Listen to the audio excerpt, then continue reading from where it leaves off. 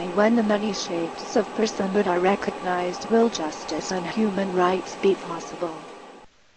Emotional disorders, anorexia, drug use, and a variety of impulsive behaviors have all been attributed to the destructive influence of what Lakoff and Johnson term body symbolism. In a culture where physical beauty, strength, and independence are valued, how do online media portrayals impact the power and identity of disabled people? Wow, what a great audience! For my first joke, I'm gonna need a volunteer. Come on up here, Tim Tim. Timmy, when I tell you to do something, you do it. Timmy, don't make me kick your ass.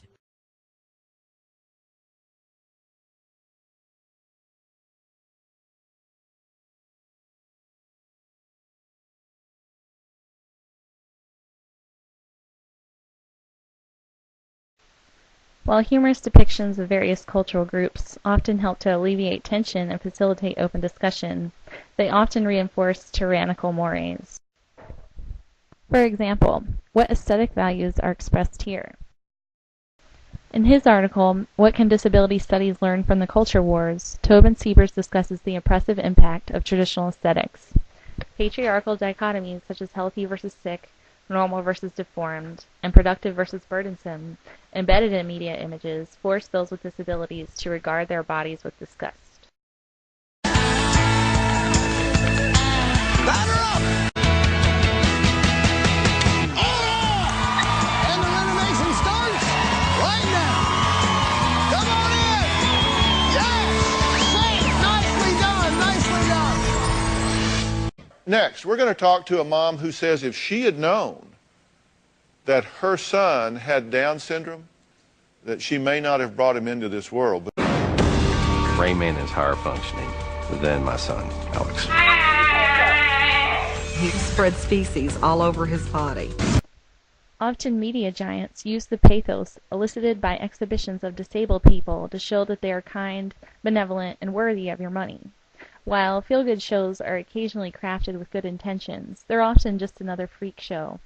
When sympathetic viewers have tears in their eyes, they're making a judgment based on the impairment, not the person. Pity stems from the thought, that person has it worse than I do. This is why freaks on display make us feel good. Aesthetics is the political weapon of choice in the culture wars, one that's been effectively used against those with disabilities for centuries. Because they are liberated from traditional aesthetics and empowered by the genderless, raceless, faceless culture of information, Haraway would consider disabled people cyborgs. The internet allows marginalized cultures to enjoy some freedom from their given body maps. While Haraway made her argument in 1991, before the dawn of blogging and YouTube, her enthusiasm for information-based utopia is relevant. Through writing technologies, the disabled can overcome repressive values, express themselves, and build a political community despite their individual impairments. Disability activists work to subvert prevailing axiological symbolism by emphasizing an alternative form of value and beauty based on disability. Their works are bold political statements and follow.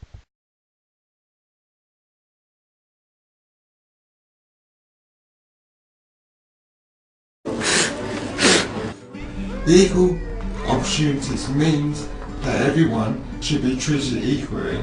Disabled people, including people with learning disabilities, still face prejudice. We are like everyone else. We want to have an interesting life, some independence, and to be treated with respect and courtesy. To achieve these things, we may need extra resources and support about our lives. I like it when I am with able-bodied people, when they understand my disability, and they listen to me whenever I need help.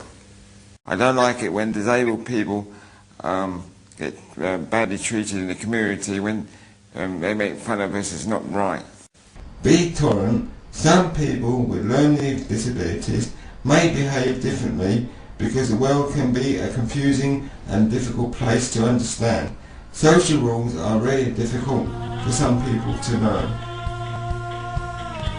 We hope that this film has helped you to look closer at the person and not the disability.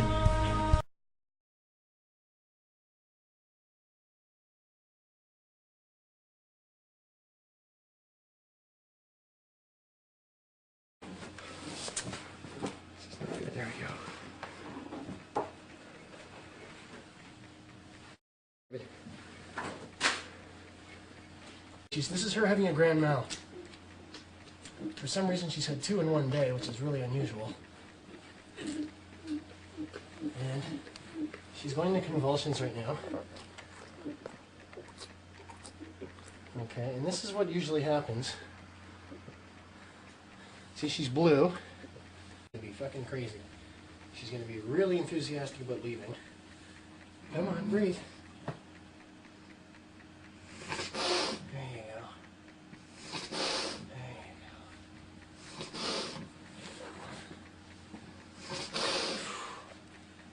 Oh man, that's right. She's alright. And I'm okay, I'm not panicking. We've just had a little over 100,000 hits on our site. We would like to thank you for your kind words and encouragement and support. We have also left some derisive comments, basically to let ignorance speak for itself.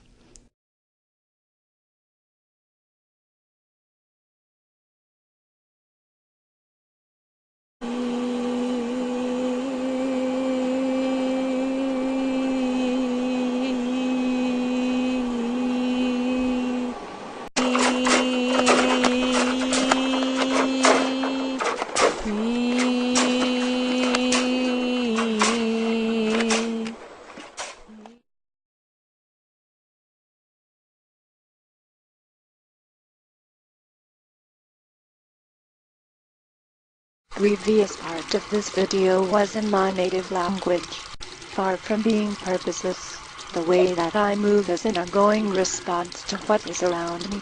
Ironically, the way that I move when responding to everything around me is described as being in a world of my own, whereas if I interact with a much more limited set of responses and only react to a much more limited part of my surroundings, people claim that I am opening up to true interaction with the world. They judge my existence, awareness, and personhood on which of a tiny and limited part of the world I appear to be reacting to. The way I naturally think and respond to things looks and feels so different from standard concepts or even visualization that some people do not consider it thought at all, but it is a way of thinking in its own right.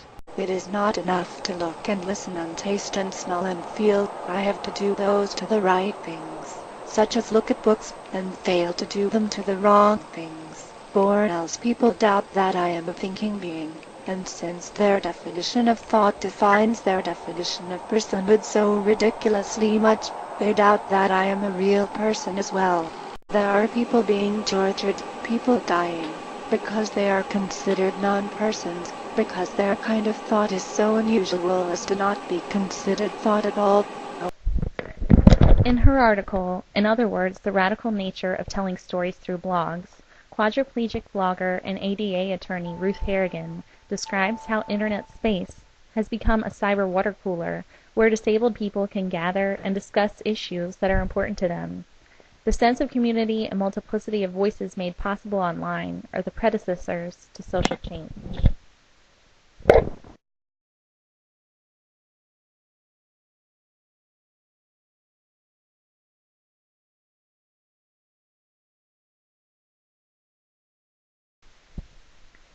A considerable portion of media found online and elsewhere serves to politically cripple disabled people because it privileges body metaphors created by the non-disabled. However, as Harrigan, Siebers, and Haraway have predicted, disabled people are using cyborgian means to form a community of acceptance and activism. In the end, I want you to know that this has not been intended as a voyeuristic freak show. It is meant as a strong statement. As their cyber community strengthens, disabled people will create their own concepts of hierarchy, aesthetics, and expression.